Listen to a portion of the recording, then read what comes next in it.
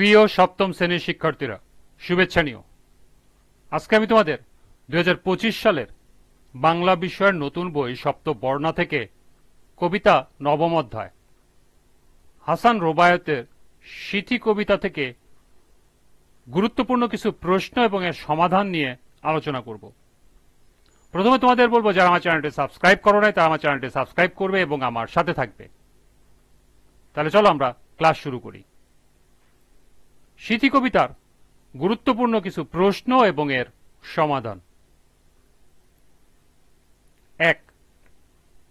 মায়ের ওড়না বাইন্ধা মাথায় পুত মিছিলে হারাইল প্রাণ, ব্যাখ্যা করো। মায়ের ওড়না বাইন্ধা মাথায় পুত মিছিলে হারাইল প্রাণ চরণটির মাধ্যমে সন্তানের আত্মত্যাগের কথা উল্লেখ করা হয়েছে। শিক্ষার্থী জনতা অভ্যুত্থান 2024-এ অনেক মানুষ নিজের জীবন উৎসর্গ করেছেন। শাসকপক্ষের মরণ কামড় উপেক্ষা করে প্রাণ দিয়েছে আবাল বৃদ্ধ বনিতা। মায়ের ওড়না মাথায় বেঁধে সন্তান মিছিলে গিয়ে দেশের জন্য তার জীবন উৎসর্গ করেছে। দ্বিতীয় প্রশ্ন ছিল, কওমি তরুণ দাঁড়াইয়া ছিল কারবালারি ফোরাতে, ব্যাখ্যা করো।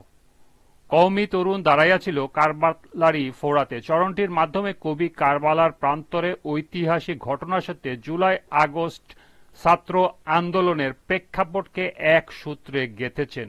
এখানে কওমি তরুণ বলতে ছাত্র আন্দোলনকারী তরুণদের বোঝানো হয়েছে, যারা নিজেদের জীবন উৎসর্গ করার জন্য প্রস্তুত ছিল।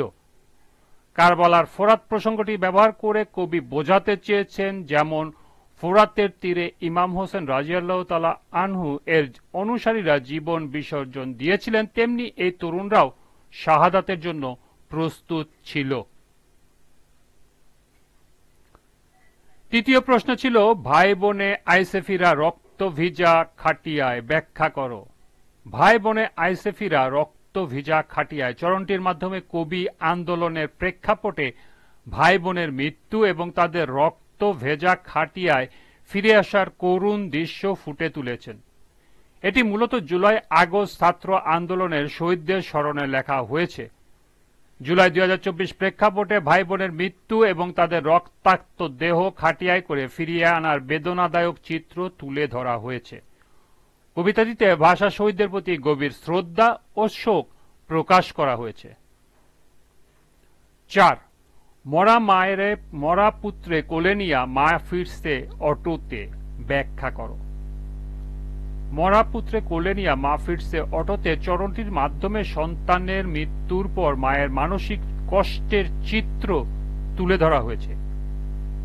এই কবিতাতে শোক, কষ্ট এবং সামাজিক অস্থিরতা চিত্র ফুটিয়ে তোলা হয়েছে। চরণটিতে শোকের এক গভীর চিত্র তুলে ধরে, যেখানে এক মায়ের অপূরণীয় ক্ষতি ও মাতৃত্বের অসহনীয় বেদনা প্রকাশ পায়। 4. ঘাস কান্দে গাছ কান্দে কান্দে বাঁশের গোরস্থান, ব্যাখ্যা করো।